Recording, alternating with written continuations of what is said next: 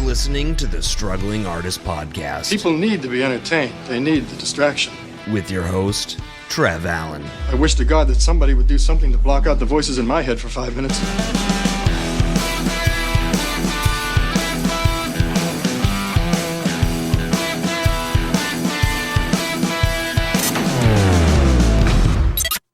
Hello, everybody. Mattrix has returned to the podcast to talk about all sorts of things. This is a long one. It was good to catch up with Matt. He's a great human being. Maybe we'll work on something together later on in the next few months. Who knows? But he hosts the Mattrix Minute music industry newsletter, which is like an awesome daily podcast where he answers letters of people getting involved into the music industry. He's been in the industry a very long time, so he knows his stuff. But yeah, you can check out his website, thematthewricks.com. It will give you all the information on everything that he does. This is episode 416 of the Struggling Artist Podcast, struggling with the return of Mattrix.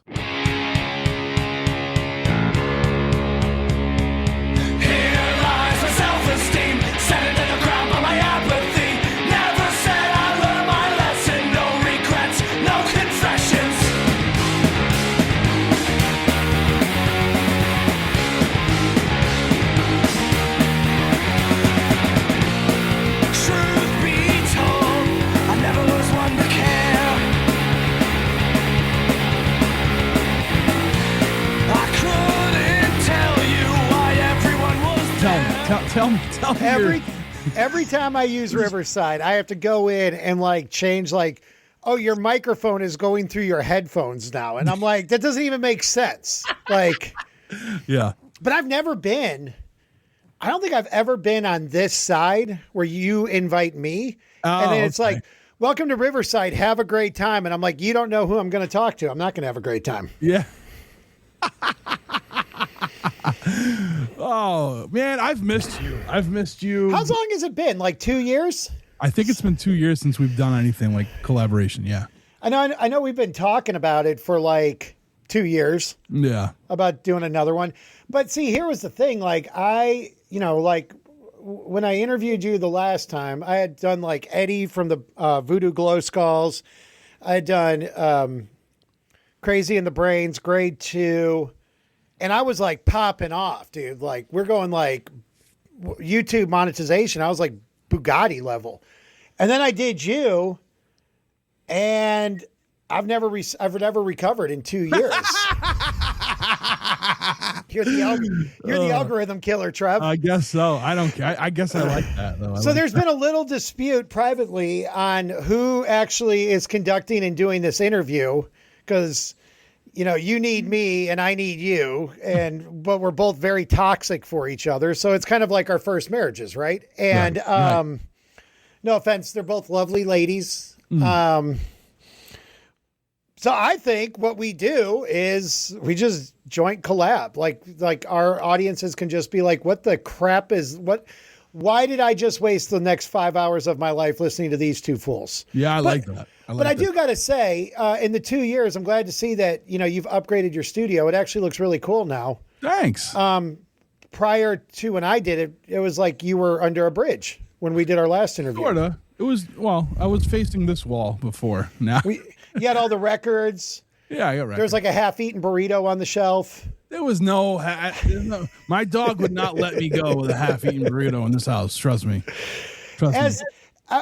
People ask me all the time about this. They'll be like, did you come up with that? Why did you do that? Whatever. And I said, no, listen, I was checking. I wanted to see what paint colors would look like for my house. And I just let my, at the time, 6 and 8-year-old just go to town. And then I was like, I'll paint it over. And then I was like, no, it works. Okay. It's chaos like me, right? Yeah. I'm the model of chaos. It definitely, I didn't know that was a specific room in your house. No, it's a wall. It's not like a green screen or anything. I mean, as far as aesthetics go, I feel like that's more of the under the bridge. Oh, without a doubt it is. Because, Trev, let's be real here. You know my love and my affinity for punk rock and hardcore music and all of that.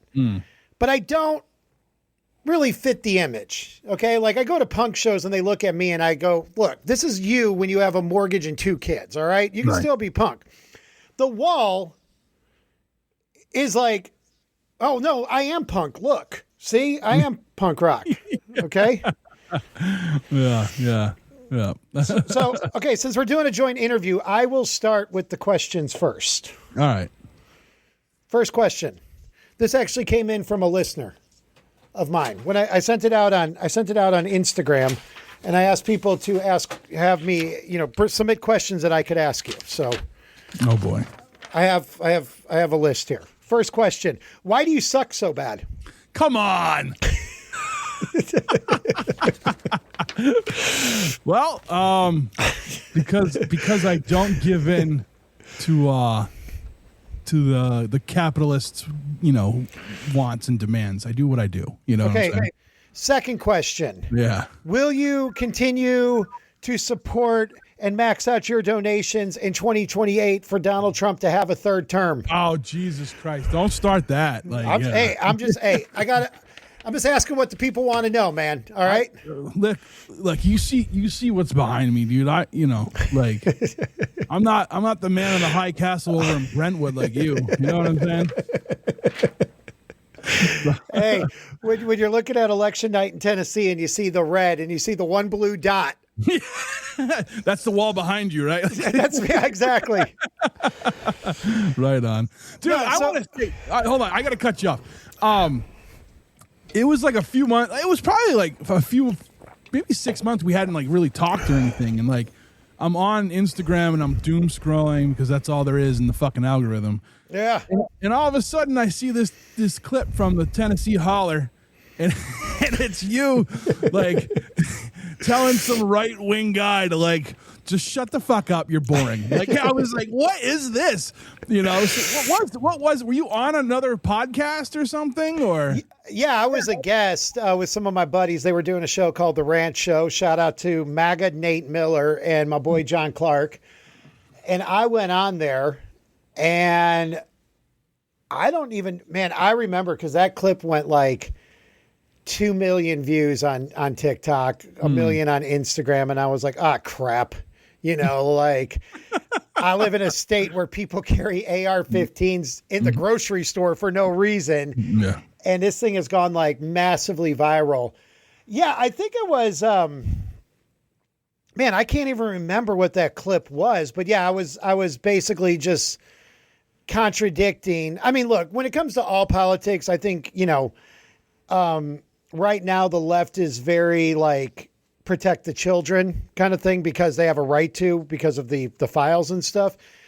But, I think there's hypocrisy on both sides. I think Democrats are, it's like how with Republicans, when Republicans are in power, the Democrats always care about the national debt.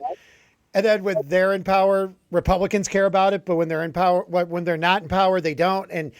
And so I just, I kind of like to think that I'm apolitical at times, but I cannot tolerate the simping and the cuckoldness of the MAGA people these days. So when I was on that show, just listening to them like twist into pretzels about how it was okay for, like, oh, we love babies, protect the babies, but we don't care if a baby gets taken away from their mom or whatever. Right. And I just called them out in my charming way.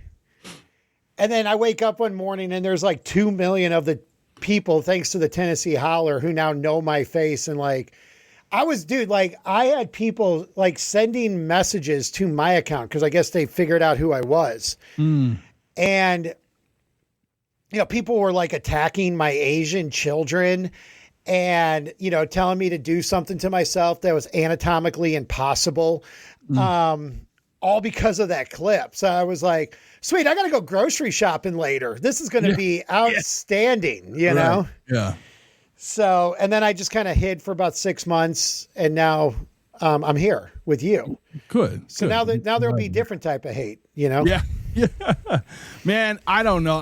I can't fucking stand either side. Right. And like, whenever one of the sides is in power, people look at me and they think I'm the other side. And I'm like, no, I'm not that. Like, I just fucking like, and look, I am 45 years old. I'm almost 45 years old. And like, this is the worst I've ever seen this fucking country. Oh my gosh. Yeah.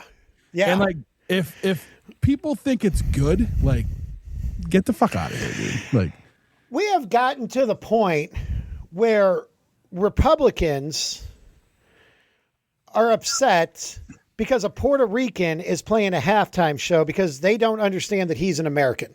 right. Yeah. Then on the flip side, we have Republicans propping up Kid Rock as family-friendly entertainment. Yeah. Not to mention what's going on in Minneapolis and all this stuff. So it's like, I think we've lost our minds, completely. And don't even get me started on people like Chuck Schumer as a Democrat, because that guy's about as useful as like a bucket of water in the ocean. But I will say this, I do think that it's gotten incredibly toxic. I think that, like I have friends who are like ultra MAGA. And then we have friends, collectively who are, they could be borderline communist at this moment in time. And I think that you got to stay open to be able to talk to people and have debates and be like, look, this is insanity what's going on. And not just be like, well, when the Republicans in power, I'm going to blindly support the Republican, just like I'm going to blindly support. I mean, would I have taken Joe Biden over Donald Trump? Yes. Did Joe Biden do a lot of good things? Yes. Did he do a lot of bad things? Without a doubt. Without a doubt. We all saw the debate and it was fun. Okay. You want to talk about, it was funny when the presidential debate happened a couple of years ago between him and Trump in 2024. And Biden looked like he had no clue what was going on because he didn't have a clue what was going on. Yeah. And to watch some of these Democrats go out there and just be like, sharp as a tack. It's like, don't lie to me. Like, right. Yeah. Yeah. And like, I don't know, like when they pulled the old switcheroo on us, right. In the fucking 11th hour, like they were pulling a Trump move, right. Right. Thinking it was going to work and it backfired in their faces. Like, oh my gosh. Could you pick a worse candidate than Kamala Harris for this time in our life? Yeah. I just think it's all fucked. It needs to come down. Everything. So I was go for it. Trump coming back into office, like it's ridiculous.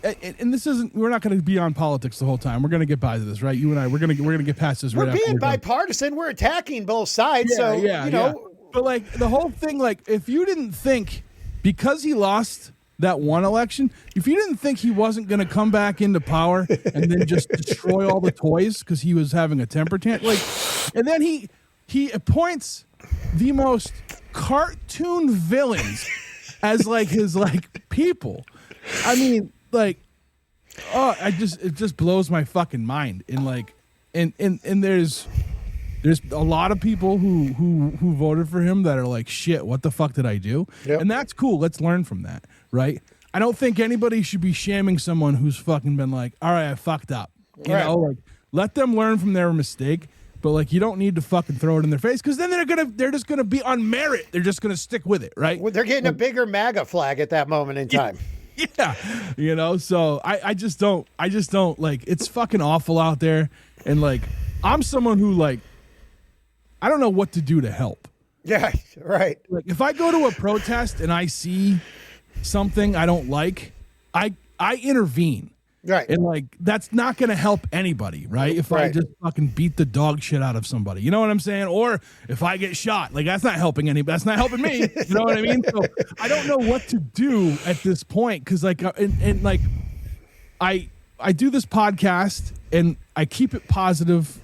We talk about mental health a lot. We do talk about politics a little bit with guests, but like I try to keep it in like a positive community sense because to me, community is everything. And I think the big thing I like to show people is like, you're not alone out there. And like, look, these artists are you know what I mean? And like, and like, even if they have hot takes or whatever, like you're allowed to have your own opinion on things. Like, that's what I always thought this country was based on. I think it's sad that I have seen both sides, that if you don't agree with me, you're the enemy. Now, obviously it's got ramped up in recent time. But I think it's that old adage that we heard is like, I might not agree with you, but I will defend to the death your right to have that opinion. Yeah. I think we are in a place right now where it's just too polarized. And, it's like the protest. Would I like to go protest and take my kids out to protest? Absolutely. But I'm too lazy, dude. Like, I'm just like, wait, I got to go on a Saturday into downtown Nashville and pay for parking? Like, I'd rather vote and deal with an ICE agent at the door, because I'm lazy. And maybe I'm a bad American for that. I don't know. I don't know, man. I don't know. I think it's just I don't know. Like, so there's a big activist from out here, and he's also a comedian, and like he's been arrested by ICE like 3 times now. But he's been traveling the country, going to all these things, right? And it's it's cool to see him out there, and it's cool for him to be like, they arrested me, they detained me, but I'm back here and I'm still giving them the finger. That's really cool. But like at the same time, I'm like how much change will that bring? Mm-hmm. You know what I'm saying? Right. Like it's just tough, man. I mean, and again, I am all for him doing that. Like, you know what I'm saying? But like if someone's like, well, if you're not out there in the streets, then you're being compliant. Like that's not true. Like like people are fucking scared, Yeah. Like people are scared. People are afraid they're going to get shot. People are afraid to die. People are afraid they're going to lose their loved ones forever. Like you can't fault somebody for that. Well, I think just the pure hypocrisy, regardless of what you think of Donald Trump or whatever, we should all have a moral compass that what we've seen ICE do is not great. Okay. Like this is not great. And I would personally right now, and this is probably what they want, I would personally be afraid to go up against ICE, regardless if you're white or black or whatever, because I mean, these are some of the fattest dudes that we've hired to be border agents in Kansas of all places or whatever. Yeah. And I just think that, I think it'll be interesting if the Democrats do take power again, what they're going to do. Are they arresting everybody? Yeah. You think it's crazy now. Wait till they start rounding people up. The left starts rounding people up from the right. Like that's when you're going to need a show like the Struggling Artist Podcast to detach from the world that's around us at this moment in time. And join the record club too. Yeah, join the record club. Please join the record club. You like that? That was all good. Proceeds from the record club do not go to ICE. They go to Trev's ice in his drink. No. I wish. I don't turn a profit, dude. That's a self-working thing, right? Right. If when I do my taxes and they say, all right, you owe like $5,000 because of this record club, then the record club ends. It runs itself. Basically, you know what I mean? Like I'm not losing money. If once I lose money, then it's like I can't do that anymore, because like I try to keep the price point as low as possible, so like it's at $25 now for the record, which is like that's not, it was 20 up until like the beginning of I think 2025 it was $20, so it's just not, it wasn't feasible anymore at $20. And I'm like, I want to keep it going, so I gotta have to raise the price. And everyone was cool, all the members were cool about it. They're like, no, we get it, so yeah, but yeah, so there's no ice in here unless I put it outside in the fucking snow that we have right now. So you got snow there? Oh yeah, I was out there snow blowing earlier. It's It's Tennessee yesterday. It was 61 degrees during the day and 33 at night.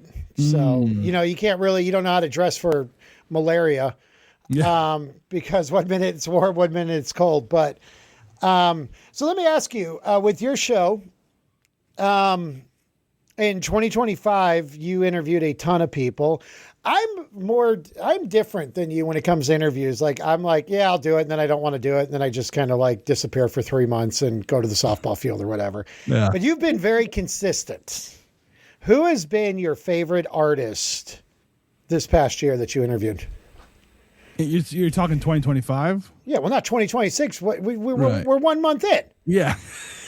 Come on, Trev. I don't know, man. It's hard to pick because, a lot of these people that I love music, and I love, like people. I love hearing people's stories, and like, you know, I'm a storyteller, so like being able to hear that and stuff, and like there's been some really good episodes, right? And I want to say one of the ones that I was really excited that I got to book the person. And when we had it was like the day before we did the recording, I dug in a little bit deeper, and I'm like, man, this guy's giving TED Talks to like thousands of people. And Oh, I'm wow. like, I'm just some fucking schmuck. Right. And so we had the conversation we did with the recording, and like, you know, he was awesome. He was very vulnerable. You know what I mean? And like really opened up about things, and like, you know, and it was so that I think that one that was with Greg Deal of Dead Pioneers. Okay.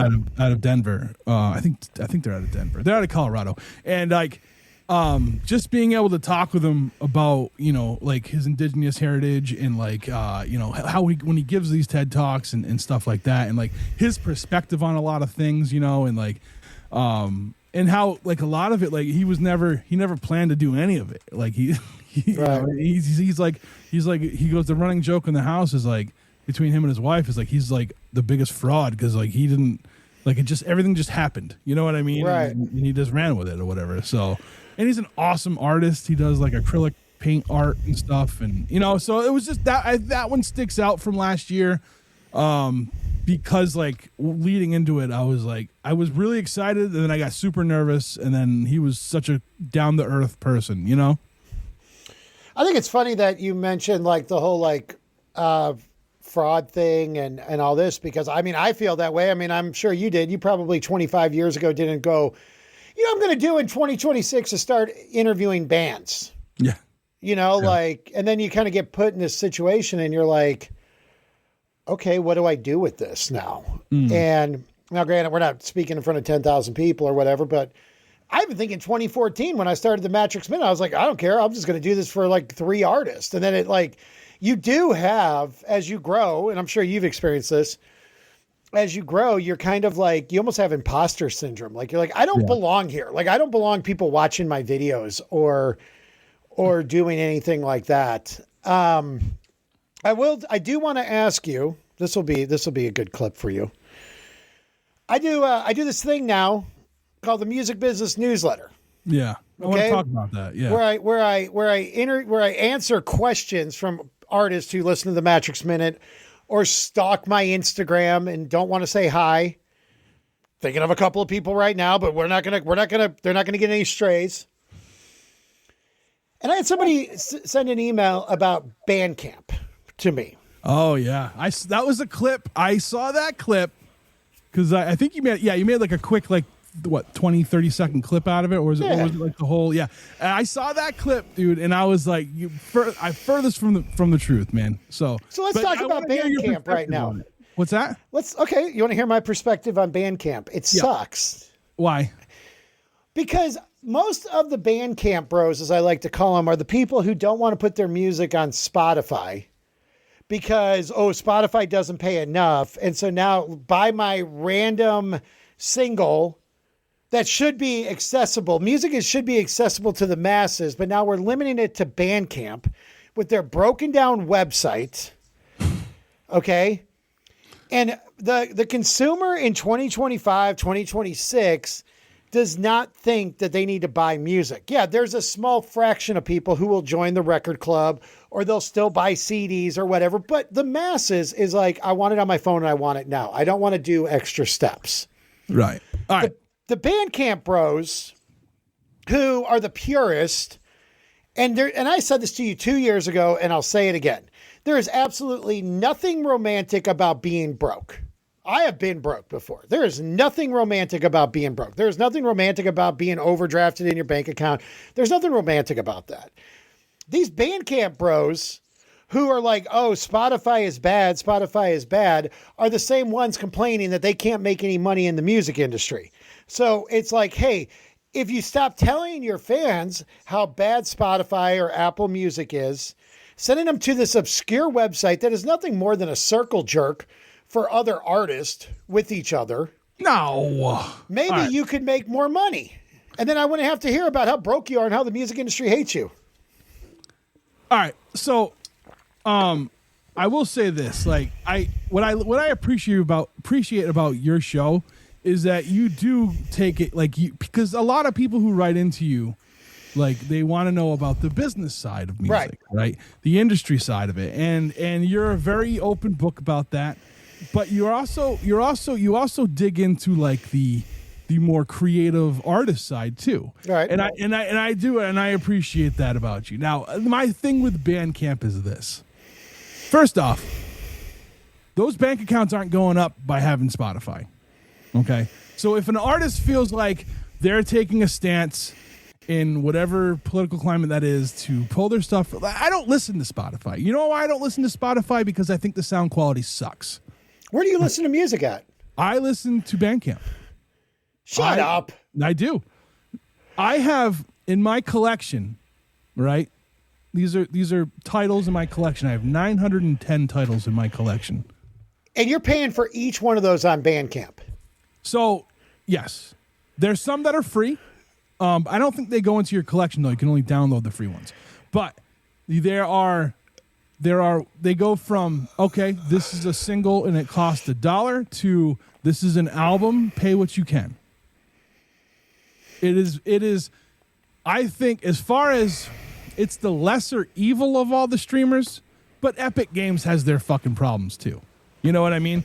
That's who owns Bandcamp, by the way. So I don't think it's that obscure of a website. I mean, it's been around since 2008. And they haven't updated it since then. Do they have to? I mean, dude, the operating system is pretty bad. I think the app is easy to navigate. You can stream music, but after a while they say, hey, maybe it's time to, purchase this, right? So I'm also someone who listens to full albums, and I can't stand when Spotify or Apple Music, like an album stops and they just keep playing some random shit, because then I'm like, man, how many songs are on this album? And I know for the last hour I wasn't listening to that album anymore. You know what I mean? So I think now, in my personal opinion, I'm not going to fault anybody for using any streaming service to put up their music. Do I think Spotify, they're like pieces of shit? Yeah, of course I do. Oh yeah, no, they're terrible owners on their fucking free versions. You know what I mean? Right. But I'm not going to fault an artist, because that's how they're going to. I think you got to be everywhere, and I think Bandcamp is a good way for your listeners to support you directly if they can't go to a show. Now, I do want to, I'm going to pull this up on your screen here. Sure. This is why I don't like Bandcamp. This is who they think Matthew Ricks is. This beautiful, I mean, look, it's not me because I'm not that good looking, and he looks very in love. Scroll down. What album is that? He's just a fan, actually. He's just a fan. Oh, no, wait. The Mackinaws? Mackinaws. He's got 5 followers. The Mackinaws are one of them. Okay. He's got more followers than I do. Yeah. But I just want to let Bandcamp know right now that that's not me. Right. Okay? How come your Bandcamp looks different than mine? You've got this 1990s like laser thing dude, going on. I'm telling you. I mean, I know Tennessee's a little behind the times, but I didn't think they still had like Netscape Navigator. I mean, yeah, dude, this is the Red State version of Bandcamp. So wait, yours doesn't look like this? Yeah, it does now, but I didn't have that blue. Hold on, let me go to the homepage there. Yeah, mine looks totally different. How do I? Let me. All right, get out of yours. Oh yeah, there you are. That's where I have all that. Fans have paid artists $1.66 billion using Bandcamp. Yeah, but it took 35 years. Well, guess what? It's going to take 100 years to do that through Spotify. I mean, okay, so, and I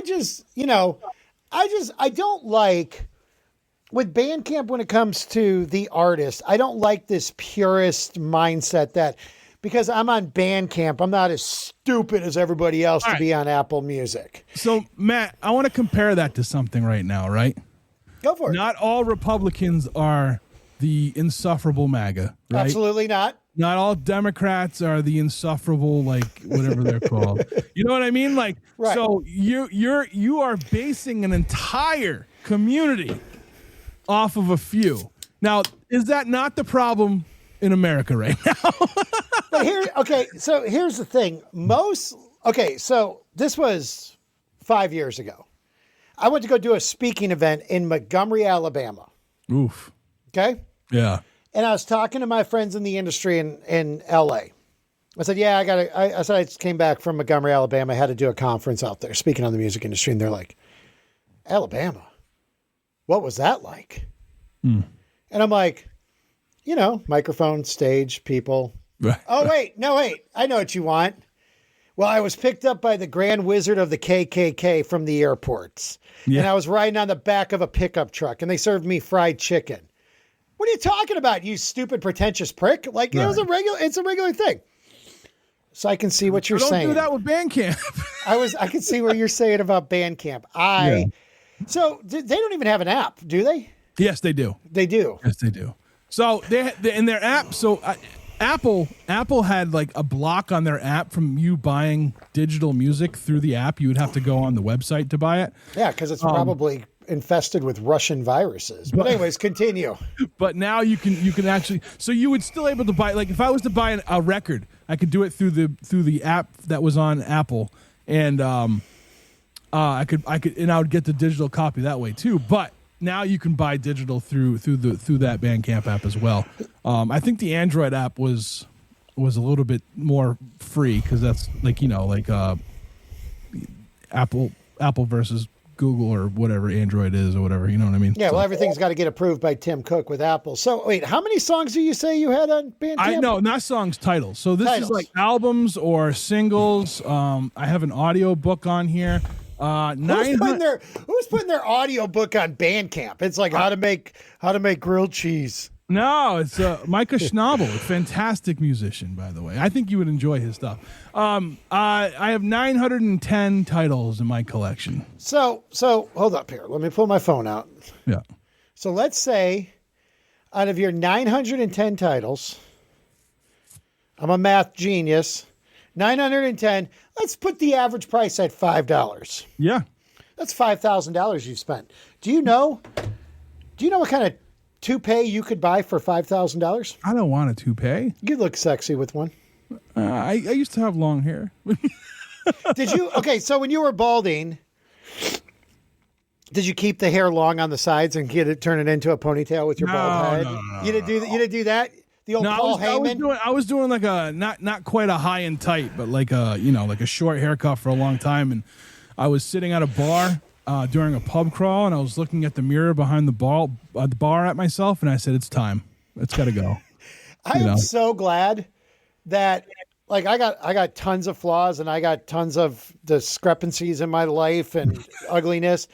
I'm so glad that one of them is not baldness because I have shaved my head before. I mean, I went through cancer. I had to shave my head.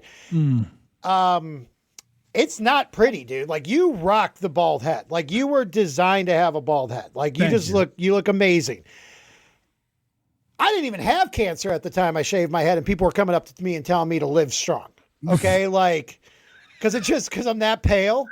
Yeah. And it just doesn't look good. And then I went through a skinhead era.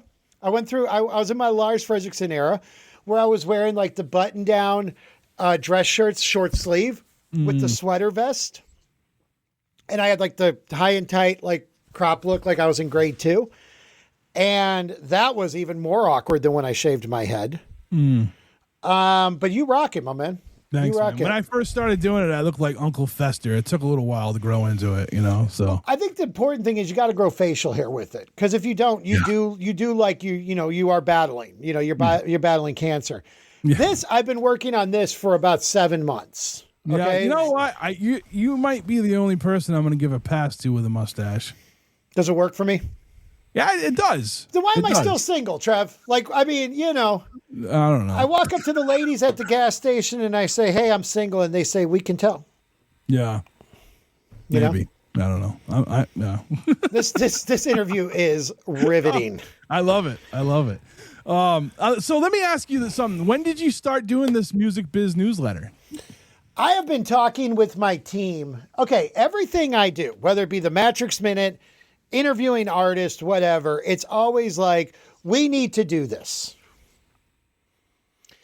And then I don't do anything about it. Like, I'm just like, okay, let's get the logo, let's get this, let's do it. And then I don't do anything. Honestly, I get in my head where I'm like, who's going to want to hear? Because I was getting these messages in, and I've been getting them in for years. And I'm like, I would try to respond to everybody. And then what happens is that if you send an email and I would take time to respond, I send it back to you, then you want to do a follow-up. And this became like a conversation. Yeah. But you're doing it with like multiple people, and then you're doing it on Instagram DMs or whatever. So I actually, 2 years prior, probably around the time that we did our interview, I was sitting at a restaurant in Franklin, Tennessee called Jonathan's Sports Bar. And my buddy was just like, why aren't you doing this? And he's like really challenging me. And I'm like, that's it. So it's like Friday night at like 11 o'clock. Like I text everyone. I'm like, we're going to do this now.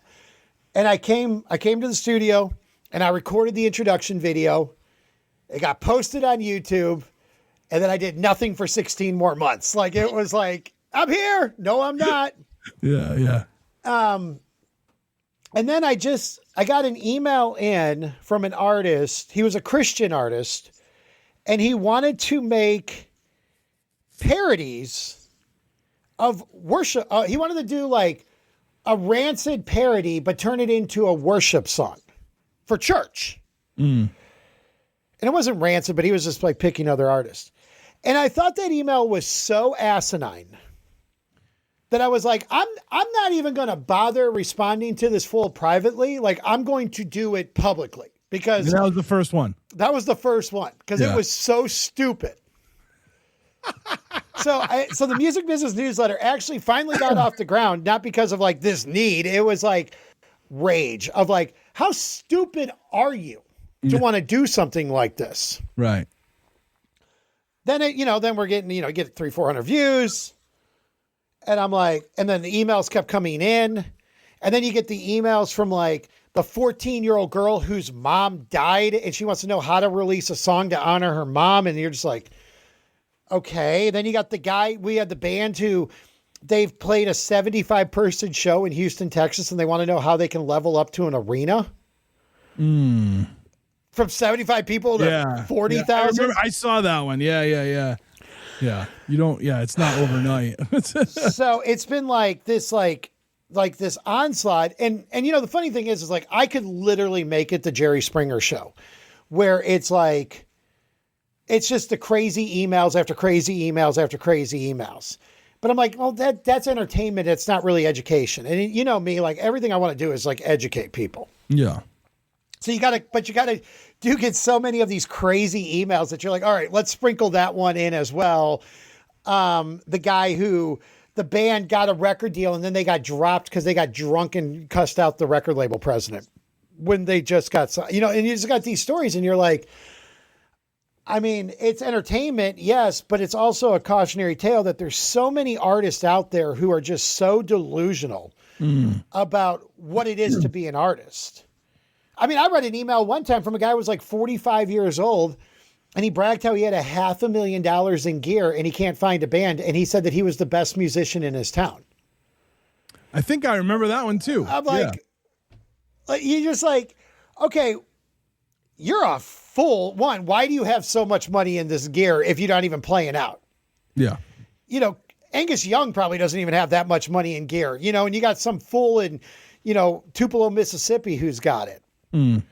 But then you also get the emails then of the people who are like, hey, how do I interview artists? Which I think is funny. It's like, I could have made a 30-second video with that one. It's like, how do you interview artists? DM a bunch of people and expect nobody's going to respond. Thanks for watching. I'm out of here. Yeah, that's true. I watched that one too. I watched a lot of these, like especially like so when I'm editing podcasts, and I have YouTube up already. Like you come up in the feed for me, and I'm like, oh, let's see what Matt's got. And you've had some really good ones, and like I saw one today, and I haven't watched it yet, and I can't wait to. Is audience versus community. Yeah.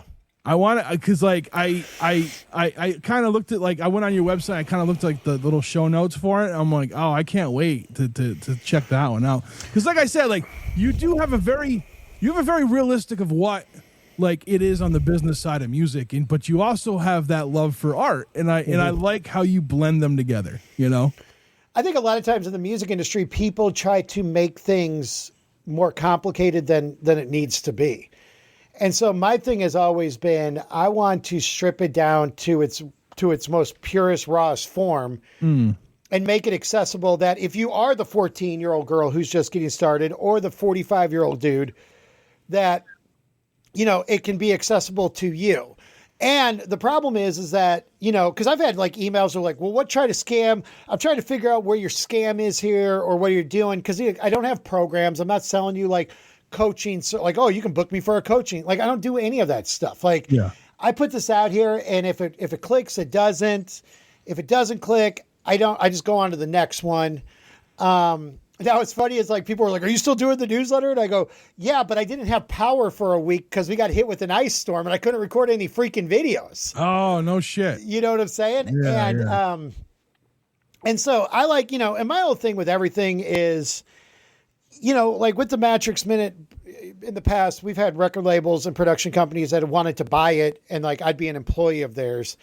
And I never wanted to do that because if I want to record it, I'm going to record it. If I don't, I don't. I don't want this to be a job or an obligation. I also don't want somebody coming in and being like, these emails have done really well. These topics, let's keep doing those, because that's not pure and that's not really helping people. Right. And that's what's ruined the music industry. Without a doubt.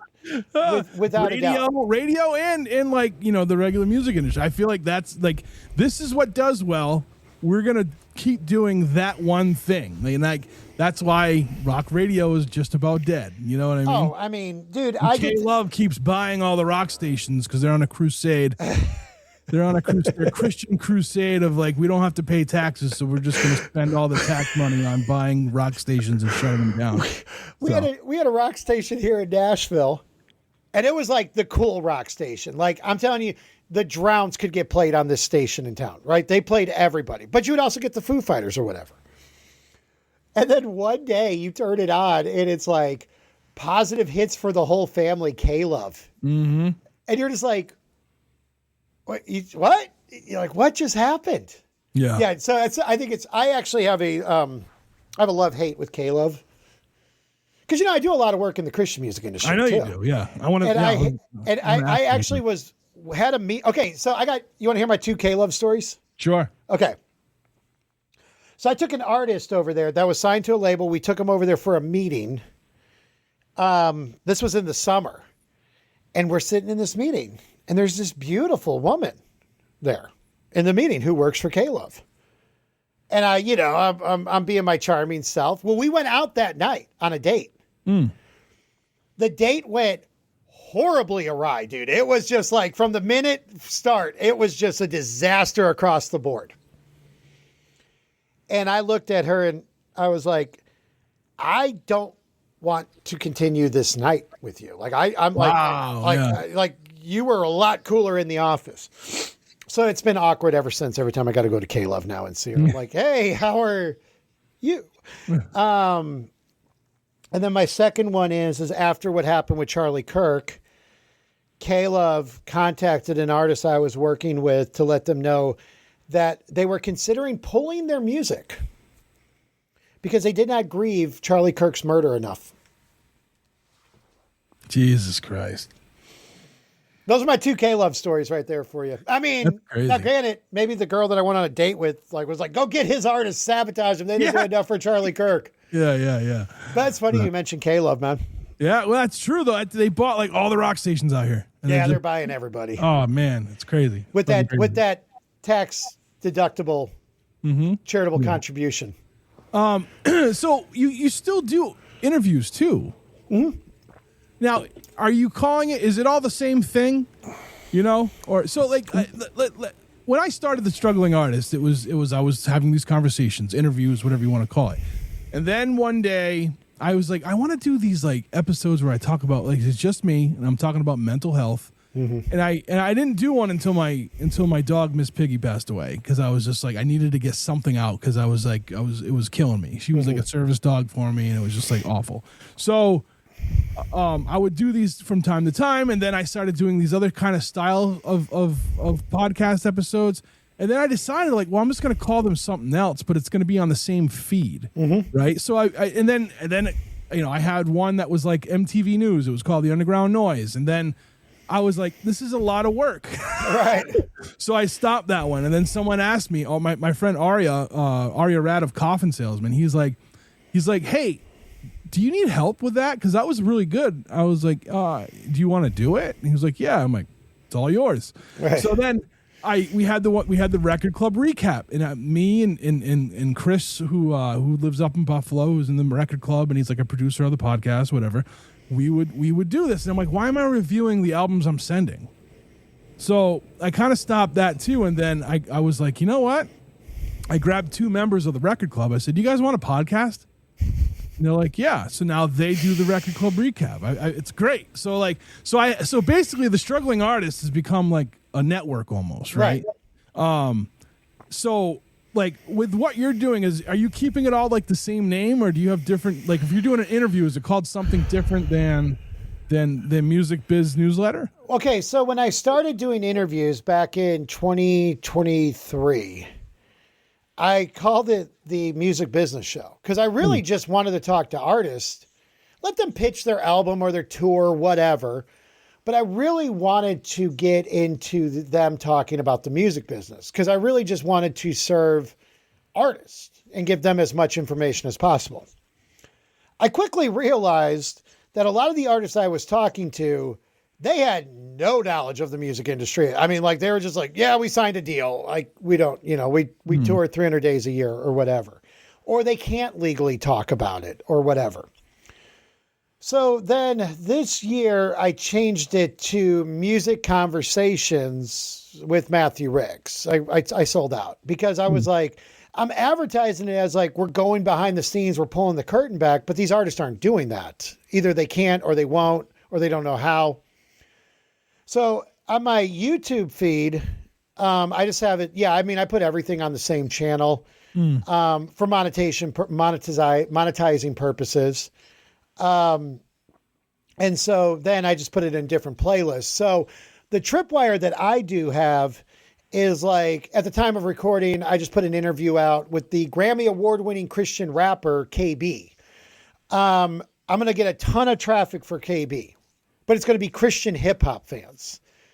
Well, if they subscribe to the channel, then tomorrow they're going to get fed on the feed some dopey artist who's trying to figure out how to make $1 million, and then they'll unsubscribe. So I'm kind of in this weird balancing act right now, and then I've tried to help other podcast shows. Like I was like, I will mentor you. Like, let's help your show. Let's help like with your interviews, because I truly believe everybody in the world should have a podcast. Everybody. Because I think everybody's got a story, or they got something they're passionate about that they can share and find their niche, their niche audience. I have found at times that doing the Music Business Newsletter, reading these emails, recording the Mattrix Minute has been almost therapeutic in a way. Like I can detach from whatever's going on in my life or whatever drama's going on, and just like rage out on some stupid email for 20 minutes. And I feel better about it. And I think that everybody needs that.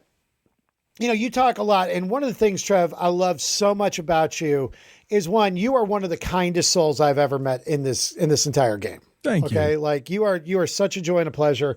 I wish you lived in Nashville, because we could be like neighbors. We could be like besties. I ain't moving up there. It's too cold. I was in Lawrence County for like 2 years. Dude, check this out. Last year, my daughter was on a travel softball team. The team practiced in Shelbyville. Oh, wow. Yeah. That place is a dump. No offense to Shelbyville, but Shout out Jonathan and Luke Rodriguez. Shelbyville. I remember pulling up to the practice field the first time, and I'm like, where are we? And my daughter's Asian, right? She's adopted. And I told her, I looked at her and I said, Hope, these people probably have never seen an Asian before. And if you're a jerk to them, they're going to always remember that all Asians are jerks. So be extra nice when you go to this tryout, okay? Because these are some meth heads here. No offense to Shelbyville. Anyways, I digress. You're one of the kindest people I've met. You've always been such a joy. You're such a, I just love your spirit. I love your attitude. But the one thing I do really appreciate about you that I wish I did, but it's not my lane, is your commitment to talking about mental health, your own mental health struggles. Because I think that, and that's why I say everybody should have a podcast, is because what you're passionate about, I'm not, it's not my thing. Okay. You are very open about your struggles. And then I listen to you and I can relate, but I would never have the guts to, or be able to frame it the way you do. You know what I'm saying? So I want to thank you for that.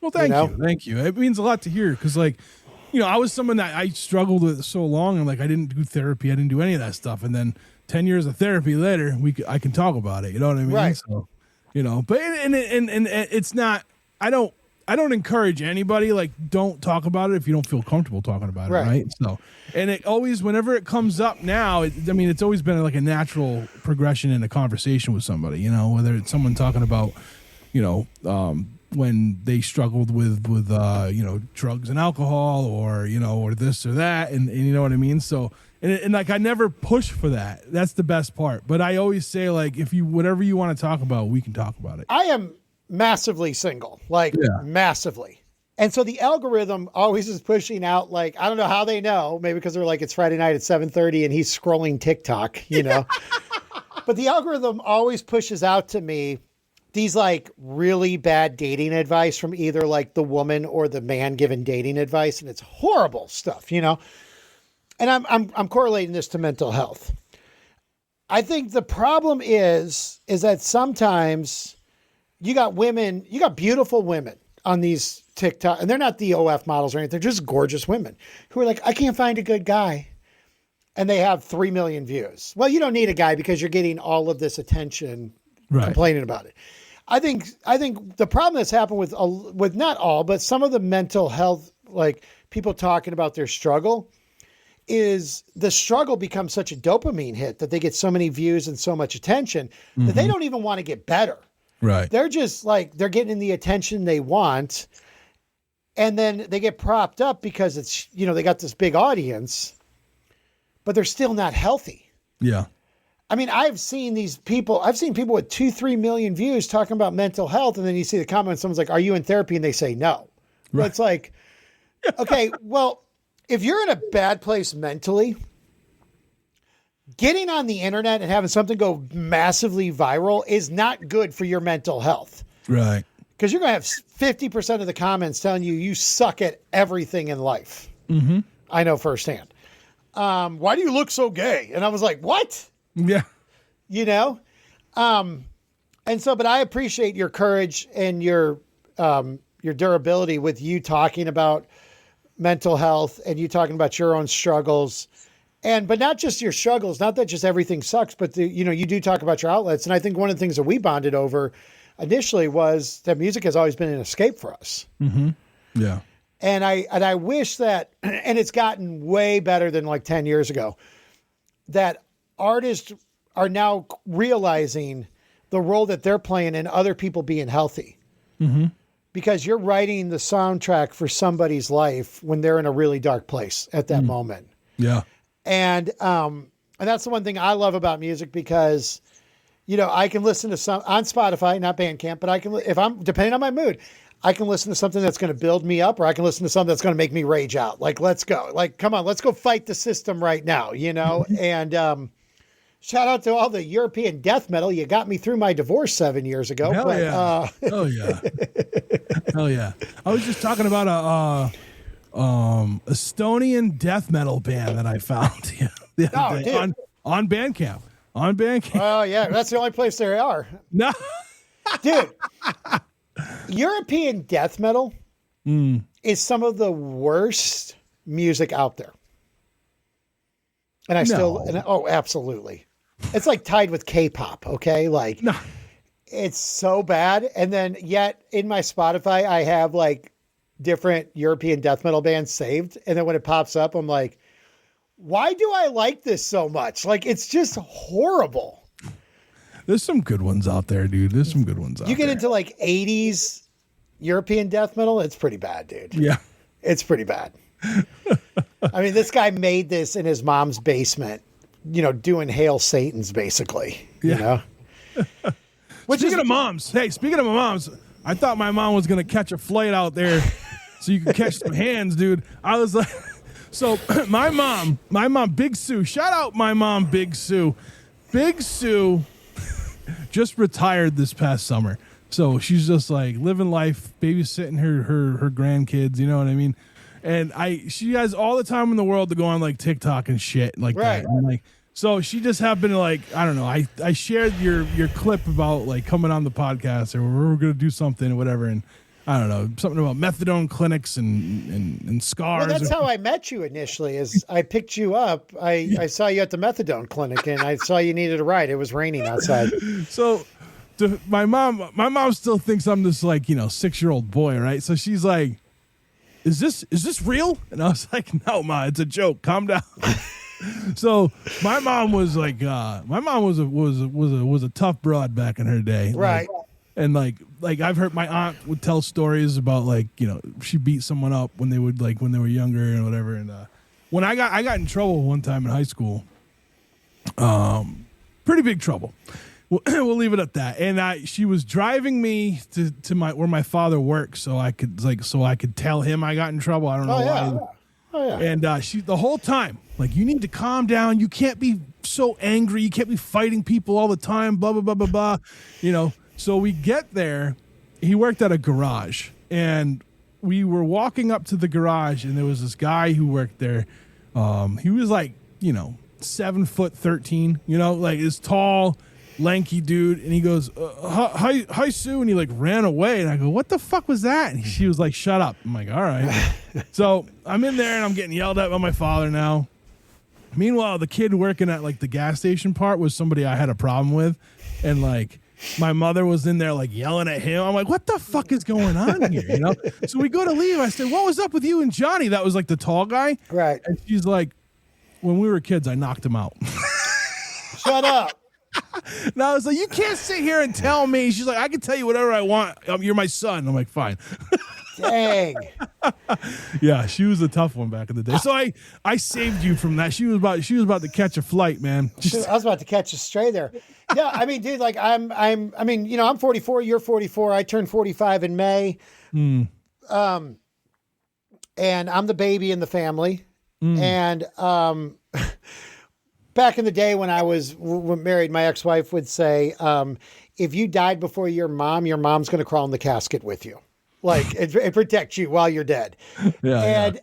And I got, my mom's like a little, I'm 6'5". My mom's like a little like 4'9", Polish woman. And I always say my mom calls me when she should text me. Like she'll call me and be like, do the kids like blueberry muffins? And I'm like, yes. Okay.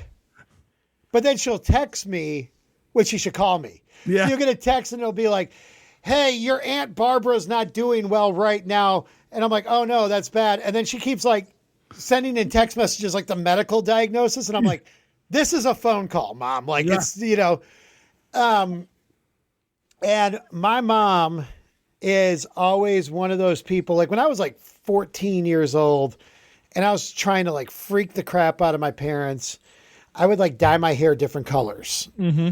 But it was always Saturday night when they went to bed. So Sunday morning when you go to church, I would have orange hair or yellow hair or red hair. Yeah. And my parents were one of these people that like privately, they would criticize me for it. What are you doing? But then publicly, my mom is still like this today. If you were to say anything negative about me, I remember when I was 14 years old, like people would make fun of me. Like adults would make fun of my hair. Even though my mom hated it, she would get in their face about it. Because you don't talk about my kid. Right. So I can understand if your mom's anything like that, when she's hearing that, some dude on the internet, some handsome guy on the internet is saying that your son is a buster. Yeah. I can understand where mom's going to be a little angry with the whole situation. You know, think about it, Mom. Would I share that? Okay, and that's the thing is like my mom's done that before. Like like I don't know, like I like to heckle some of my friends at times, and they'll like post like a vacation photo, and I'll just leave a comment under it being like shave your eyebrows, and they're just like, what does that got to do with my family vacation to Florida or whatever? But just like anything in life, when you throw it out there, you can't be offended when it comes back your way, right? And I got to, me, dude, like I don't take a lot of this stuff personal. And I'll share it. And my mom will be like, well, what's wrong with you and John Clark? I thought you guys were good friends. Why did he just tell you? And I'm like, he did it. I mean, guys are stupid like that. You know? Yeah. That's awesome though. But I do want to talk about, here, I've been trying to send this to my email. Oh, did it work? Hold on. Oh, Trev, I'm about to bury you right now. Hold on. Uh-oh. I've been trying to. Oh, it's here. This is riveting. Who's editing this video? Your guys or my guys? I'm going to have to now. Oh, good luck, dude. This thing, we're going to record for 3 hours. And by the time it gets on YouTube, it's going to be like 12 minutes after everything. I need it to propagate. Hold on, because I'm about to bury you here. All right.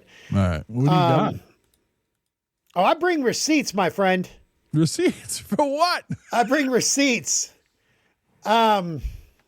While this is propagating, what else you want to talk about? I need a few minutes for it to. All right. Yeah. All right. So, what are you managing artists now or no?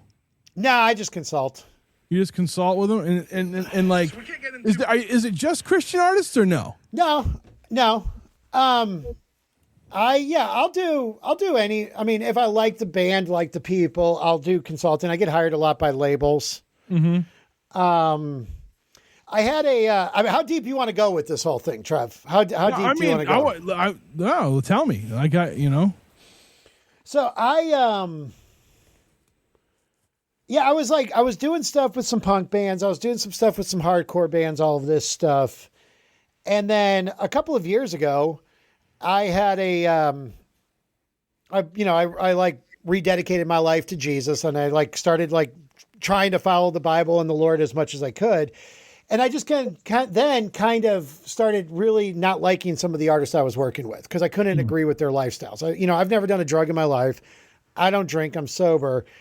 But I couldn't be with the artists who were like cheating on their wives behind their back. And, because that happens. And it happens in Christian music as well. It happens in churches. It happens in politics. It happens wherever. But so for me, my moral compass kind of shifted a little bit.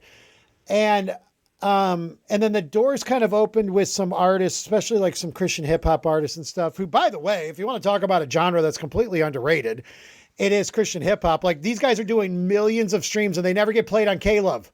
All right. K-Love, come on. Wow. So, cause K-Love sucks. And, so then I just started like kind of opening, like I was working with a metal band in the summer that was with Brian Head Welch, and they weren't Christian at all, but I really enjoyed them. But then that just kind of dissolved. And I'm working right now on a label with some label stuff with some up and coming pop artists that they're not Christian. And so I've just been dude, here's the deal. At the end of the day, I'm a whore. If you pay me, I'll be there. Here's the deal. Don't mock Jesus and don't cheat on your wife and don't ask me to do cocaine and I'll probably work with you. I mean, that's where the gate is at this moment. Okay. Yeah. I don't mock Jesus. Like I think, he was an all right guy, It was all right. I was cool. It was funny. Because I do have a problem with a lot of Christians, but who doesn't? Right, exactly. I mean, I think that's another thing too. People like they pick the one the one thing and be like, that's what all people are who believe in God or whatever. Well, dude, I mean, years ago, probably 15 years ago, I was married at the time. My wife and I are going to this church. Massive hypocrisy. Pastor wants to buy a new building for the church. We got to raise like $2 million. We raised all this money. That church to this day is still in the former building. We don't know what happened to the money. Yeah. The pastor was the biggest gossiper you would ever meet. He was the biggest manipulator, the biggest gaslighter. And I was done, dude. I'm like, screw this crap. Like I started you probably see it on like YouTube or TikTok or Instagram. They're called deconstructionists. Like they're former people who are heavily involved in church and former Christians who are now just like raging against the hypocrisy of church. And I was one of those people for the longest time. And then for me, I was like, it was funny because I was talking to an artist and he's like, well, I'm an atheist. Do you have a problem with that? I'm like, no. And he was like, so what's the rapture? And I was like, well, that's when Jesus comes down and goes back up. And he takes his people with him. That's the most simplistic term possible. He goes, well, where do I go? And I go, well, you go to hell. And he goes, can I go there now? I'm like, we're kind of living here. We're kind of already living in hell. It's America. Yeah. You know what I'm saying? Yeah. But I just just like with politics, with like whatever, is that for me personally, I believe that Jesus is my savior and he died on the cross, but I don't judge anybody or any artist, or any person that if you don't agree with me, you know what I'm saying? Like, I love you if you're a Republican, if you're Trev and you're a secular humanist who's going to rot and burn in hell for all eternity. Hell yeah. And I think at times I get attacked a lot by Christians for doing stuff like this with you. Right. For propping up the Drowns, for having Rev on my show. Because it's like, well, you're doing X, Y, and Z and blah, blah, blah, blah. But then I also get attacked by Christians because I have a Christian rapper on the show. Because there's a lot of Christians who don't believe rap music is Christian, which is absolutely like. Are you sure they're just not racist? Oh, well, they absolutely are because, I see their Facebook post. Yeah. And the problem, I'll say this about Christians. Christians today have wrapped themselves in this Christian nationalism where they believe that Jesus was an American. Yeah. And that, that Jesus didn't die for all of mankind. He died for white people in red states. And I'm like, he wasn't a Republican. Right. I'm just telling you, and I hate this whole Christian nationalist thing. Like the halftime show that Turning Point USA is doing, it's going to be aired on TBN. Do you know what TBN is? No. Trinity Broadcasting Network. It's the 24-hour Christian station that's worldwide that has nothing but preachers on there begging for money. You're going to have Kid Rock on there. On the channel that has Joel Osteen around the clock. Yeah. You're going to have Kid Rock. Talking about hoes and bitches. Dude, I wish we lived in a simulation because this is awful. Like, yeah, it doesn't make any sense. So I'm like, okay, listen, K-Love, you called me and said that one of my artists didn't grieve Charlie Kirk enough on Instagram, and you're going to be a gatekeeper and a moral compass. But then we're not going to hold the worldwide Christian television channel that does fundraisers as well. They grip for money all the time. Having Kid Rock perform on your station, and we're not going to say anything about it because he fits us politically. Yeah. I think that is I mean, how do you navigate through that? Being a Christian, how do you seriously? And I ask this because and I know I know a lot of people who are Christians that are great people and they don't align with that kind of stuff. But I remember I've met I've met gay Christians, and I'm like, everything they tell you is wrong. Like, you know what I mean? Like, I just, how do you navigate through all this stuff and still hold faith? Because my problem is this: I don't have faith in fucking humans. How can I have faith in something I can't fucking tangibly see? You know what I mean? I will tell you, when I left the church back in the day and I was done, dude, I shook my fist at the sky. I burned my Bible. I was done. And I was one of these people who just believed that there was something out there, but it was a God. He didn't really care, because what happens is a lot of times when you grow up, especially when you grow up in church, is it's like, well, God loves you as you are, but follow these 27 rules if you want God to love you. And it gets exhausting because you're spinning your plates. You know, you're just like spinning plates like this. And it's like, if you look at that woman's butt, you made Jesus cry. And it's like, I'm going to look at her butt. Like, I'm screwed. Like, this is what they do, right? Right. So to answer your question, when I walked away from God, when I walked away from what I knew to be true, it had nothing to do with God. It had everything to do with what was being done in God's name. And so what I was doing was I was taking a man hurt and I was blaming God for that. And so my prayer these days, my public and silent prayer is that I hope that you see Jesus in spite of me, because when you watch me, I'm a flawed human being. I am somebody who's going to not be the best person at times. I am somebody who's going to probably lose my temper. I'm going to probably say the wrong thing at the wrong time. And I hope that in spite of all of that, you can see a person who is imperfect in need of a perfect savior. And so it's like, I've been hurt by church just as much as anybody. I have I have had people question my salvation in Jesus because I didn't support Donald Trump. Right. I have lost friends who were quote unquote pillars of the Christian faith, turn their back on me because I didn't support Donald Trump. One of my good friends, Lecrae, he's a Grammy winner, millions and millions in streams, black dude, rapper. In 2015, when all the stuff was going on with Michael Brown and the race stuff and everything, he posted a tweet in support of Black Lives Matter. A black dude in support of Black Lives Matter. The Christian music industry, the Christian industrial complex turned their back on him. Pastors were having sermons about how he's a wolf in sheep's clothing because he did not go down the political road. And I want to just say right now to you, or you say, how do you keep your faith? You have to realize that God is in none of that. This is all just man. This is this Christian nationalist crap. And it took him years, and he fought back. He was fighting back with everybody. He did not concede. He did not do anything. You have to realize that people, they've been doing it since the beginning of time. All different religions abuse people and destroy people in the name of God. You know? And you kind of have to find, you got to give grace to people. Like I said, I'm a flawed person. I hope that you see Jesus in spite of me. But at the end of the day, you also have to realize that what a man did in God's name is not actually what God did. And I know so many people who are like, I don't trust anybody. I don't trust the church because I went to this church or I saw this pastor do this and it wasn't like, I'm done. And all I can say to that is I'm sorry, because I've been there. Like, I carried that burden as well. Now, I'm somebody who, you know who Joel Osteen is, right? Yeah. Okay. I don't know why he's like the Tony Robbins of churches, right? Right. Like, yeah. I don't know why somebody like him is tax deductible.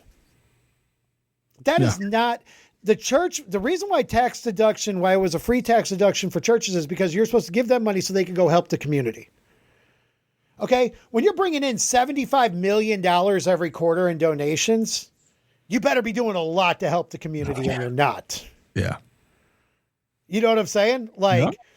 And so that's where I lose a lot of my brethrens on the Christian side, because it's like, you're calling the tax to churches. I'm like, I think when a church makes so much money every year, they need to start paying taxes. The church that's got 30 people in Shelbyville, Tennessee, does not deserve to pay taxes. They don't have enough money coming in. But if you're freaking Joel Osteen, you pay taxes because you're making more money probably than the Houston Astros are. Yeah. You know? But yet people want to complain about Snap, right? Like, yeah.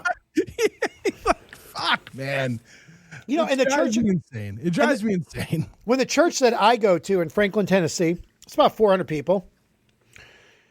What do you know? Mega church? Is that like a mega church? 400 people? Yeah. No, that's like 200 people. We have 2 services, like 200 people per service. Oh, okay. That ain't a mega church. Now, we got mega churches in Nashville. You know we do. Yeah. But when the whole SNAP benefits thing happened, like, I texted my pastor and I was like, what are we going to do? And he came back with a plan, you know, and it was like, okay, like, we will be the hands and feet. We're not going to just sit here and tell you to piss off and go get a job and all this stuff.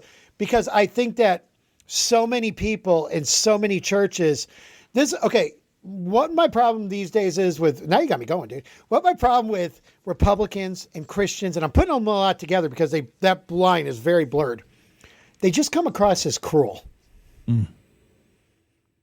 You know, if you're a mom, a single mom with 3 kids, they tell you to suck it up if you lose your benefits. That child who gets ripped away from her mom because of ICE or whatever, their answer is, she shouldn't have been here. But then you're going to tell me how you're pro-life.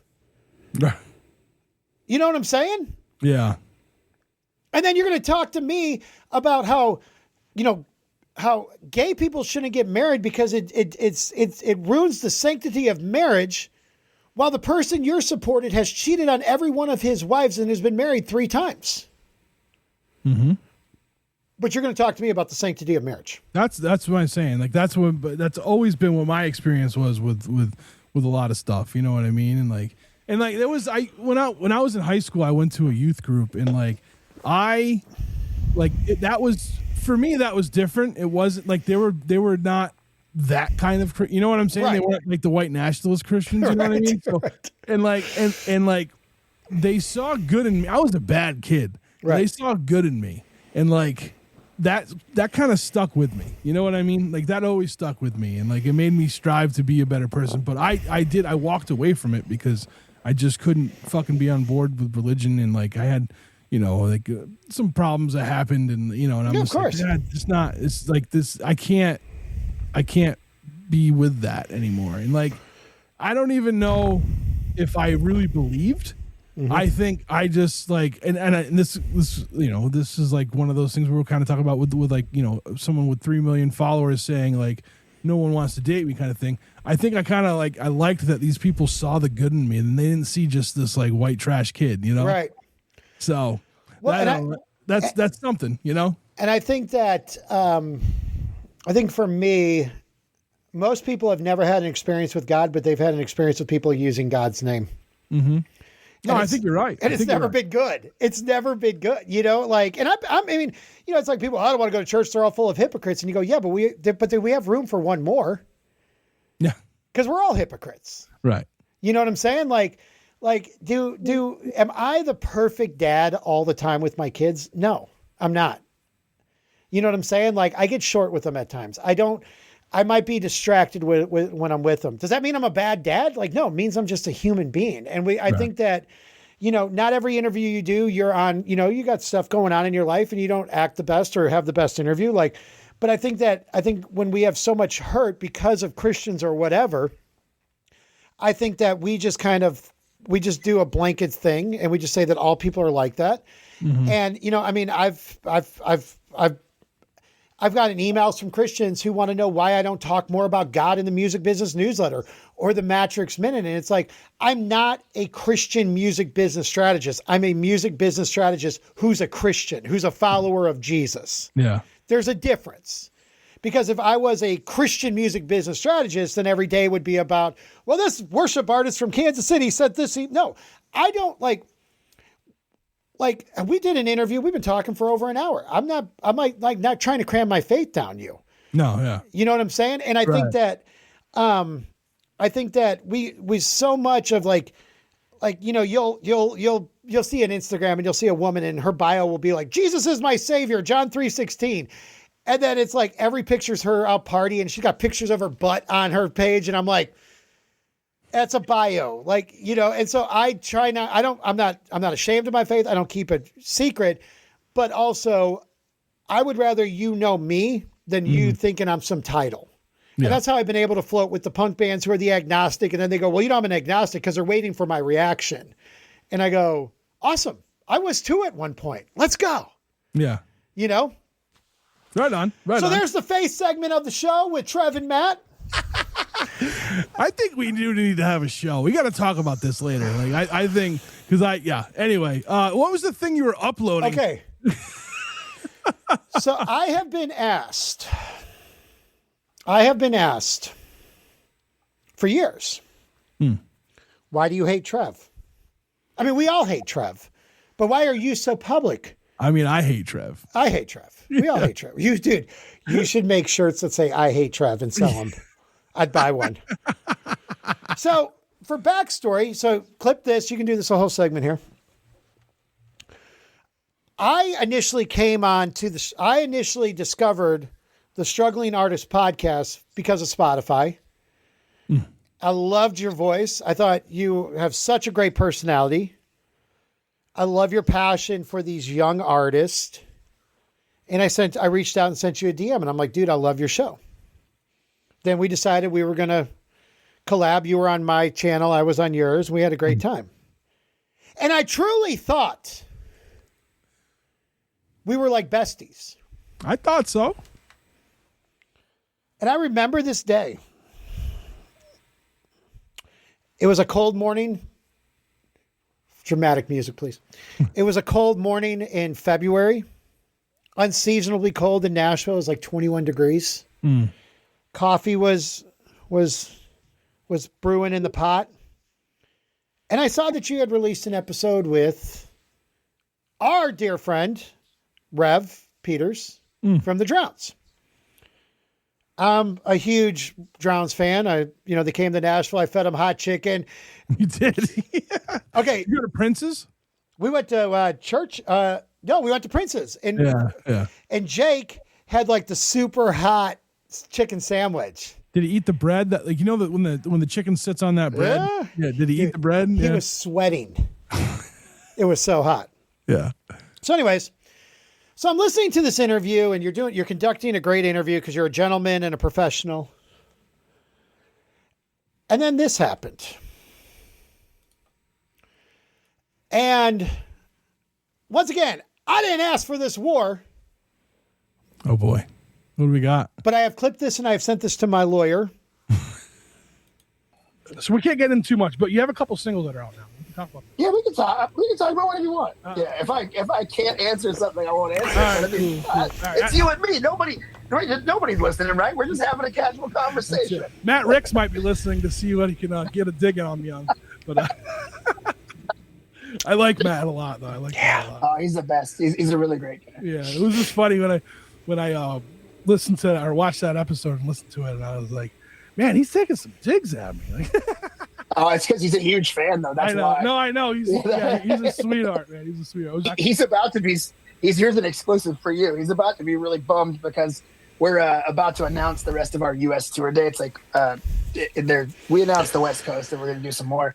And I don't think we're coming to Nashville, so he's going to be fucking bummed. Well, he could stay on my couch if he wasn't such an asshole. We're definitely coming to Boston, so.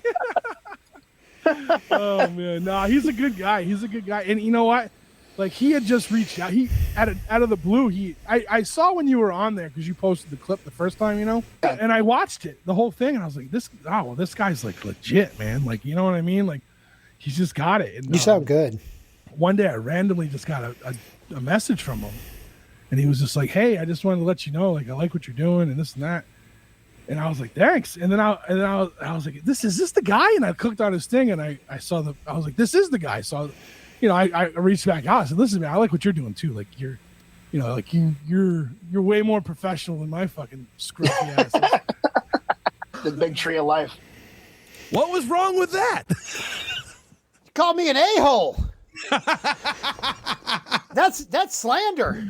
No, come on. Hey, that's shots fired right there. On my couch.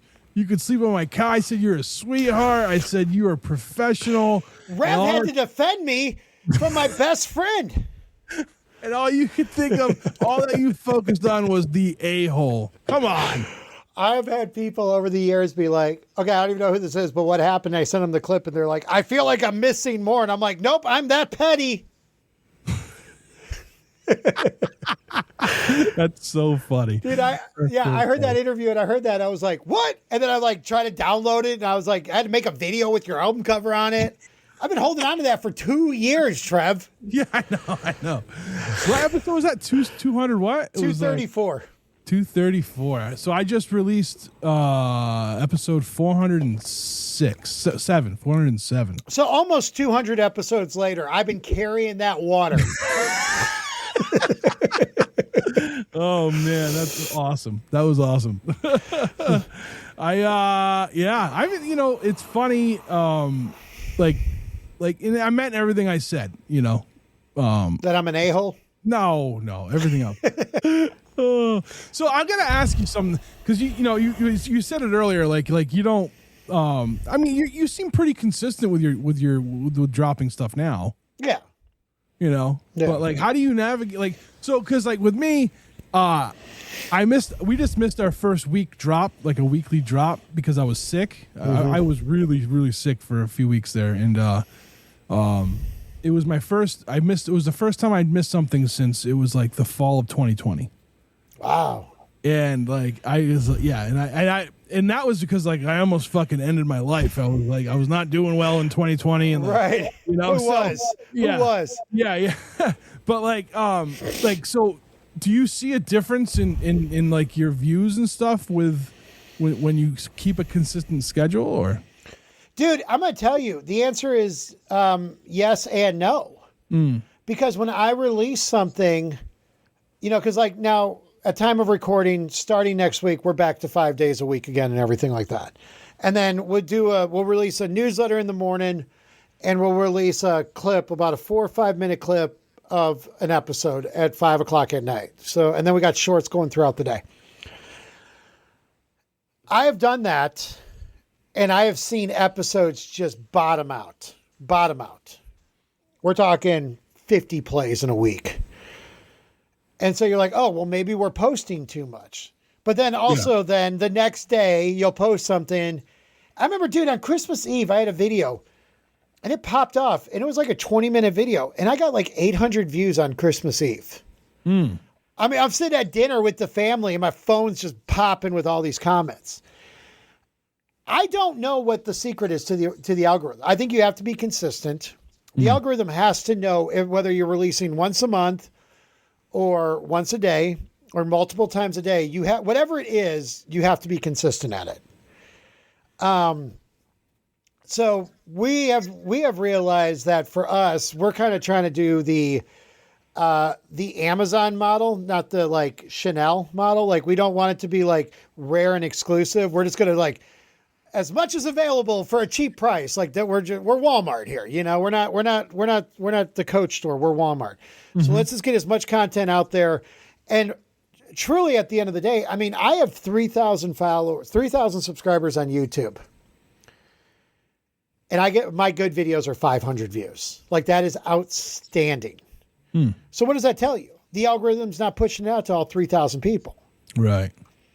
So I've had people try to criticize me for my views. I've had people beat themselves up about their views. And I say, listen, at the end of the day, all you can do is deliver the content and hope that the algorithm gods push it out there. And if they don't, you can't look at it as a failure, because you want to beat the algorithm. You want to figure out the algorithm. You want to do all that, of course. But at the end of the day, what can you do if the machine doesn't push you out? Now, the difference is with the Mattrix Minute, the audio series that's on Spotify and Apple Music, not Bandcamp. We already discussed that. I ain't that dude. I'm putting an audiobook on Bandcamp, by the way. Are you really? Yeah. We'll talk about that, though. Keep going. Keep going. The algorithm on Spotify loves me for the Mattrix Minute. Is it because like the Mattrix Minute is like they're like shorter, 90 seconds? Yeah. So I get emails or messages from people telling me that they discovered me because I came up next on their playlist ended on Spotify, and then all of a sudden they're hearing this guy talk about the music industry. Which I wish I could get that same love from YouTube. Yeah. And I don't. Now, TikTok, we do shorts on TikTok. They do really well. Like, really well. But then Instagram does nothing for us. Instagram's like 200. But see, for me, like my personal account, like my Matthew Ricks account, I post pictures of like me with the kids. I post interview clips. I post industry stuff. The algorithm has no clue what to do with me. So they're just like, we're not even going to try. We just stop. Stop. I understand what I should have done is break everything up in its own little Instagram page, but I'm lazy. Dude, that's how I am. Like I I took my personal Instagram and I made it like the Record Club one, but I didn't realize it was linked to like my Facebook. So whenever I do like a Record Club post, it goes to my Facebook. You know, Right. so I don't care. Like I fucking hate it. I hate that that's a. And I think for me, like when I decided like I need to be consistent with weekly drops, and then I have. We do our weekly Monday drop, which is the Struggling Artist podcast, and then given whatever week it is in the month, you're gonna get a Struggling the Artist turntable. You're gonna get the Record Club recap. You're gonna get the Underground Noise, and if I feel like we need to do a mental health episode, we will. Which is probably coming up on one because everything's fucking on fire in the world, right? Right. So, and I think people need to like an outlet to like kind of talk about that. So, but for me, I think staying consistent has gotten the community that I wanted to be where it is. Right.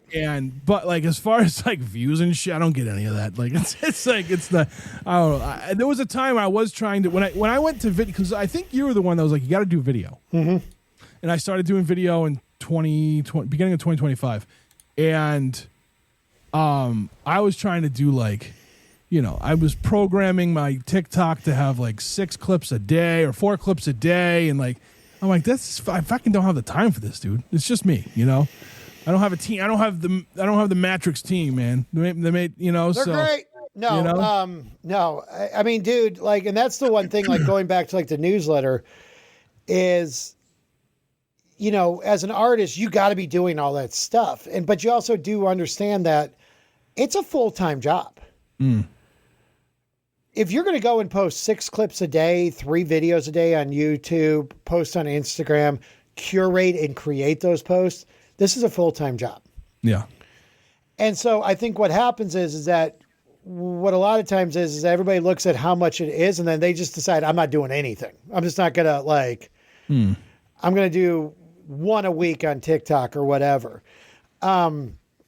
Now, there are programs out there, Riverside's one of them, that they'll break your episode up into shorts and stuff like that. So they do make it easier for you. I can't wait to see what they did with this. Oh, it's going to be, dude, we're going to break the algorithm. Like, it's going to be like, in one 30-second clip, it's going to be like talking about ice, Jesus, the drowns. And my mother. And your mother. All in one 30-second clip, Have you ever no, because I think you're better than this, than me. I will have these interviews lined up, and then I'll just cancel everything because I'm like, I just don't feel it this week. Like, I just don't want to do it. You ever done that before? I've had to cancel, like during when I was being sick for the last few weeks or whatever. But no, I'm just talking about it's just a typical day in like October, and you're like, I don't want to do interviews today. No, I can't do that. I can't do that. No. If I did it once, Matt, I would do it every single time. My team is just like, what are you doing? And I'm like, I don't want to do them today. I don't feel energetic. I don't feel entertaining. Now, there's a band on Fat Wreck, the Dollheads, they're 2 sisters and a brother, play punk. Great kids. I was supposed to interview them at 3 p.m. Nashville time, the day that Charlie Kirk got murdered. Yeah. And I was like, you know what? I don't know where the interview is going to go. So we're going to pause and not do the interview today. Cause I don't want it to be insensitive if in a day, if something changed, because, there's a lot of information going around. Right. I'm still waiting to reschedule. I had my moment and I lost it. And I'm still waiting 6 months later to reschedule that interview. Yeah. So I know there was one I was like, I think it was like right after the election. And I was like, we just got to pause. And I rescheduled with that person. I was like, I'm being honest with you. Like, I'm not in a good headspace right now with all this. Like, I once again, humanity has failed me. And they my hope for them has in the shitter. I just don't think we should do it right now. And they agreed. They agreed with that. So I did have one. I had an interview with I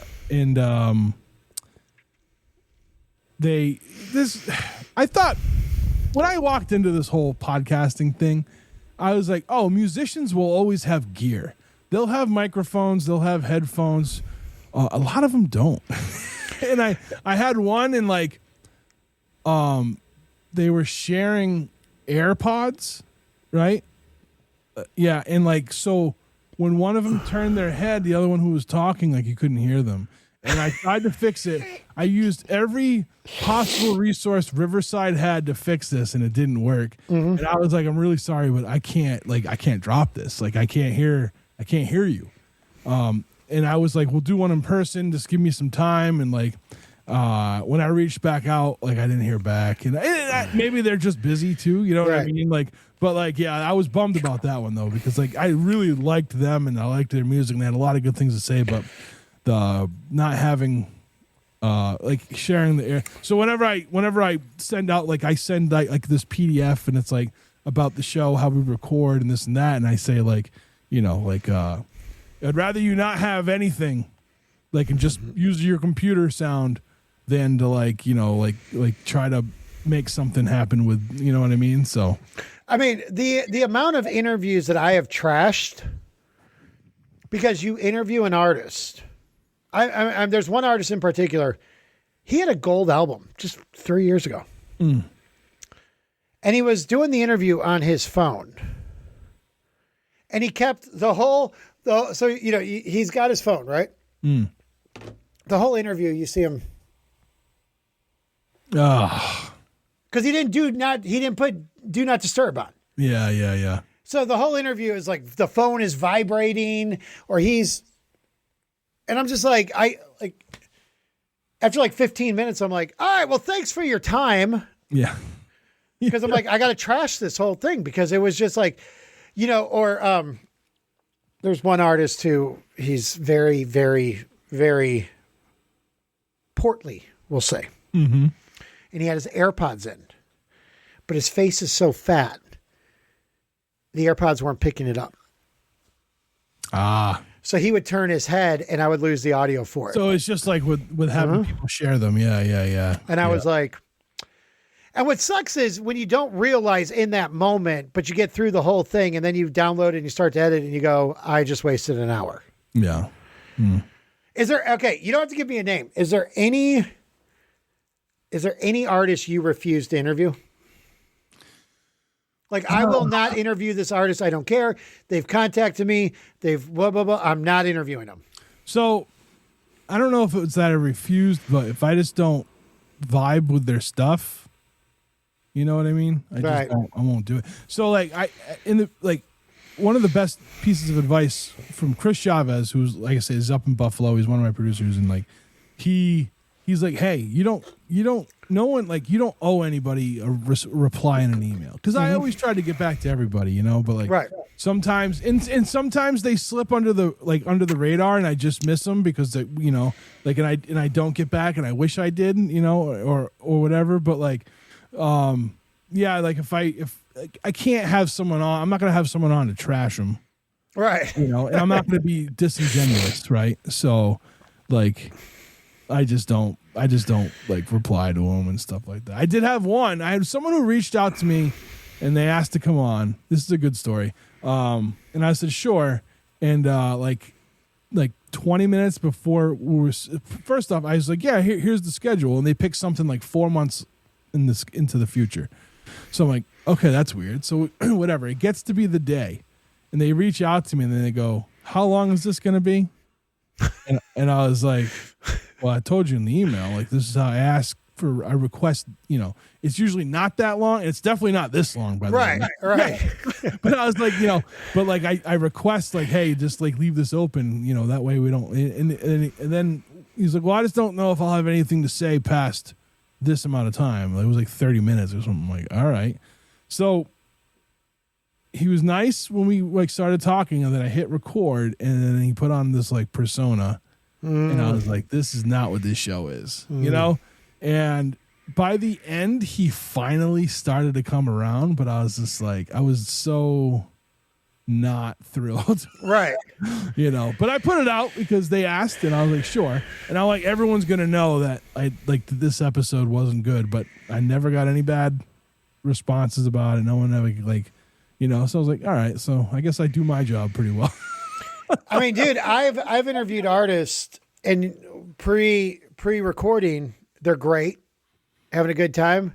And then as soon as you start recording, they're just one-word answers or, and then my favorite is the one who they come on and you're like, hey, how's it going? And they're like, you ready to go? Like, they don't want to have any pre-show talk or anything. They're just like, let's go. Yeah. I asked you because there's one artist in Nashville and it's a woman, and my team has put her on my schedule and I've canceled it. I'm like, well, I'm not interviewing her.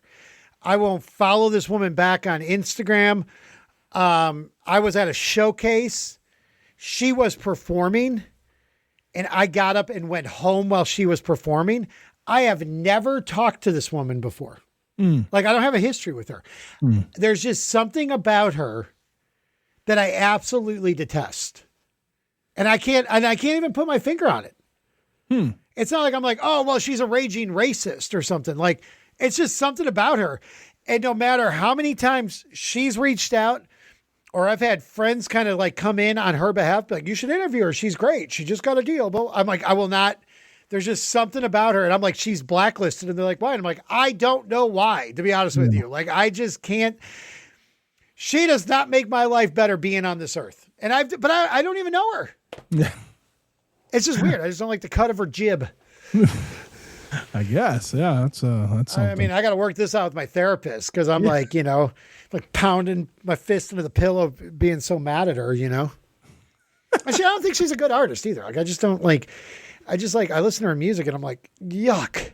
Well, I mean, and I horrible. think you would be able to tell if someone's being genuine or not too, right? Yeah. If the music isn't genuine, then why? I mean, one day we're country. One day she released a song that was country. Then she released a song that had a rapper in it. And it's like, what? You're just throwing everything at the wall, hoping that something sticks. Yeah. And I just think you're fake. And I just think you I feel suck like as a that's human being.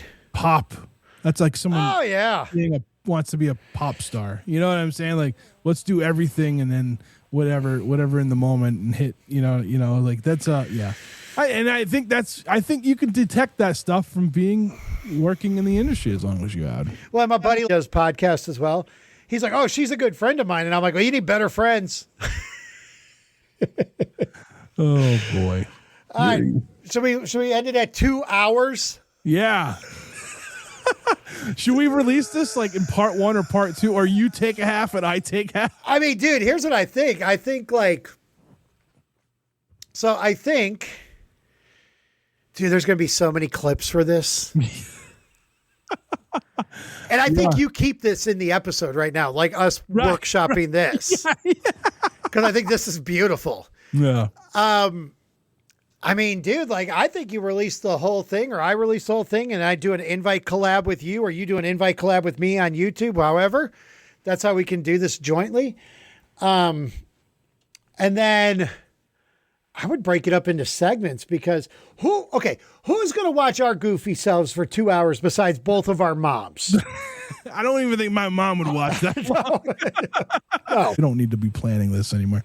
So, And then, I mean, and if you want me to post it and invite you, you just send me the file, I'll do it. Or like with the invite, like with YouTube stuff, or Instagram, if you want me to do it, send it to me. I'll post, I'll do the invite collab. Hold on. I'm going to hit stop. We don't need to be. Hold on 1 second. All right. And that's the show. I want to thank Matt again for being today's guest on the Struggling Artist Podcast. In the show notes, you will find all links to what Matt does. Like I said, check him out. He's a great guy. He does a lot of awesome things for the music industry, especially for independent artists. I want to thank the Struggling Artist Podcast team for all the help they doing with their episodes and this with the project, with everything we do. Chris Chavez, Jeff Bousquet, Aria Rad, Ryan Cowell, and Dave Anderson. Follow them on Instagram. Chris at 716thesound, Jeff at JRBimage, Aria at coffin_salesman, Ryan at 13th floor _Ryan, and Dave at pinball_punks. Thank you to Marcus State Line Records for being a sponsor of the podcast. Head to StateLineRecords.com and buy some records. Thank you to the band Losers Circle for always letting us use their song The Great Illusion of Time off of their album Took Long Enough. You can always find a link to their Bandcamp through our website, thestrugglingartistpodcast.com. Head there, buy their record. And listen, if Jamie doesn't get back to you, let me know, and I will reach out to him because, Bandcamp sometimes is kind of weird with their emails, and I don't know, if Jamie just doesn't get them sent to his inbox or not, but we've had some issues. But I will make sure if you ordered that record, especially because of me, hit me up, and I'll make sure he sends it to you. Thank you to everybody over at Patreon supporting us over there. If you want to become a patron or see what's going on, head to patreon.com/podcast TSA. Thank you to everyone who listens to the podcast, reaches out, tells us, the good, the bad, the ugly, all that stuff. I really do appreciate that. Thanks for over the years suggesting bands, suggesting musicians, having them, suggesting us to other people. Much appreciated. And it doesn't work without all of you. So I really do appreciate all that. There's no song for tonight. So I want you all just to take care of yourselves, and then we'll talk to you next week. See ya.